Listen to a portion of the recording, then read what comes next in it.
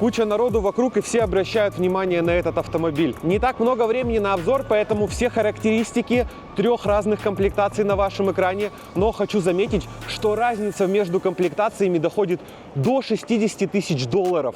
Но какую бы комплектацию вы ни взяли, это будет очень быстро. 4 секунды самая медленная. И за 3,1 едет самая быстрая версия Lucid Gravity. По запасу хода это у нас в топовых комплектациях 450 миль или 720 километров. У всех электричек в любом случае на практике вы получаете цифры меньше. Но если в сравнении с какими-нибудь китайцами эта цифра может падать в 2 раза, то здесь такого точно не будет. Парни из Калифорнии поработали над энергоэффективностью этого автомобиля, и как показывают тесты, примерно 20% вы можете вычитать, и вот ваши реальные цифры. А с этим уже можно жить каждый день, и такой запас хода вполне комфортный. Объективно, за 140 тысяч долларов, а столько на сегодня стоит максимальная комплектация, конкурентов очень много, и там сумасшедшие дикие акулы. Но если мы рассматриваем автомобиль в рамках 80 тысяч долларов, то это становится уже более чем интересно. Что касается зарядки, этот автомобиль поддерживает суперчарджер от Tesla, и это все, что вам нужно знать, особенно если вы в США.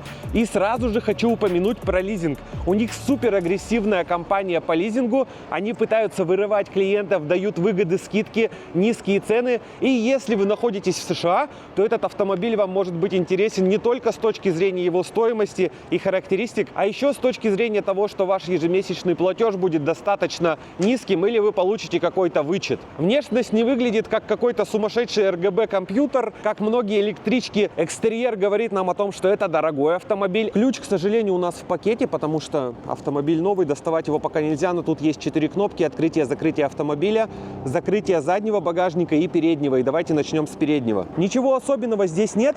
Единственная разница с той же Теслой, что мы получаем не ванночку, в которую можем что-то положить, открытое место. Они продают отдельно сиденье, которое можно использовать, сесть и не портить лакокрасочное покрытие, и все будет достаточно удобно. Насколько вы будете использовать это на практике, я не знаю. Закрываем, и давайте сразу пройдем к задней части. Все так же с кнопки, можно из кнопки внутри, можно просто с ключа и не заморачиваться. Сзади багажник также мы можем открыть с кнопки. Из интересного здесь это 3 ряда сидений, но вы можете взять 5-местный автомобиль. Второй ряд сидений складывается с кнопок. Если сиденье 3-го ряда, как справа сейчас, убрано внутрь, ровный пол, но вот эта небольшая ниша получается, при каких-то алгоритмах использования может вам помешать. Сиденье 3-го ряда мы можем просто сложить в 2 шага, здесь все подписано.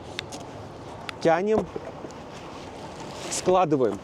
Но можем убрать его вообще вовнутрь, если оно нам не нужно, и мы хотим получить ровный пол. Как сейчас правое сиденье 3-го ряда сложено, мы можем полностью все убрать туда. Все внутри достаточно дорого. Даже в цветовую композицию салона они заложили очень много смысла. Есть 3 варианта салона, и все они не просто там какой-то белый или черный, а относятся к конкретным местам и создают атмосферу. Я слышал, что в надписи Gravity многим не нравится Y, он как будто неровно расположен. В нашем автомобиле все хорошо. Lucid позиционирует Gravity как внедорожник. Но даже по типу складывания сидений мы можем сказать, что, скорее всего, это какой-то минивэн. Но как бы вы это ни назвали, это достаточно практично. На водительском месте все так же дорого-богато. Из необычного это руль со скосом, чтобы мы полностью видели дисплей. Крутить руль вам это мешать не будет, как в Тесле он не обрезан, но, допустим, когда вы будете ехать вот так, я сейчас букву паркинга вообще не вижу. 2 сенсорных блока, назначаемая клавиша, также 2 назначаемые клавиши на мультимедийной системе.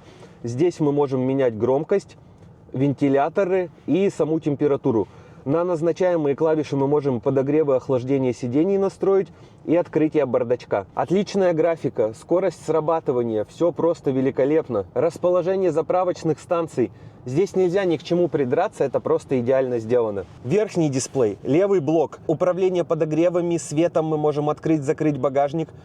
Тут еще у нас небольшой блок. Мы также можем вывести сюда достаточно много разной информации, либо просто его убрать. Центральный блок – это скорость, считывание знаков и так далее. И правая часть. Сюда мы можем добавить карту, музыку, как вы видите, сделать какой-то настраиваемый экран со своими виджетами, которые вам нужны. Еще он очень красиво перетекает таким градиентом из карты в основной дисплей. Очень все нравится, очень много разделений, во многих автомобилях даже близко такого нет. То есть это не просто в тупую большой дисплей, а у него есть свои секции, и вы сможете максимально кастомизировать все, что захотите. Материалы: дерево, алюминий, железо, металл, пластик, алькантара, кожа. И не кожа молодого дермантина, а дорогая такая очень качественная мягкая кожа. Центральный тоннель. Здесь у нас подстаканники. И подлокотник при этом очень глубокий. Я полностью засовываю руку, и я не касаюсь конца подлокотника, он уходит очень далеко. Тут что-то напоминающее Opel. То есть у нас сплошное стекло, и если вы его разобьете, то на серьезную сумму вы попадете. И сзади полностью затемняемая панорама. Все это в сочетании с Алькантарой смотрится просто великолепно. Места достаточно как спереди, так и сзади. Третий ряд, как и во всех автомобилях, не прямо что полноценный, но места там достаточно. И в среднем по больнице, если можно так выразиться, там больше места, чем обычно бывает на третьем ряду. Я знаю, о чем говорю, потому что тестирую большое количество автомобилей. Сзади у нас есть дисплей. Здесь пассажиры могут менять уровень работы вентилятора, температуру и подогревы сидений. Плюс здесь есть дефлекторы. И в дверях есть дефлекторы. Все продумано не только для визуального кайфа, но еще и с практической точки зрения. Вот такой быстрый обзор. Извиняюсь, если что-то забыл, но это точно надо было показать, когда это только вышло. Четкого понимания, насколько электромобили будут популярны на рынке, нет. Но на сегодня это одно из лучших в люкс-сегменте, что вы можете себе позволить. Плюс это достаточно необычно. Автомобиль не приевшийся. И что самое для меня было интересное, автомобиль, не имеющий какого-то четкого логотипа. То, что везде вы видите медведя в этом автомобиле, это дань Калифорнии, потому что этот автомобиль там производится, там его придумали и создали. Все, всем спасибо, жду ваших комментариев, огромной удачи и пока.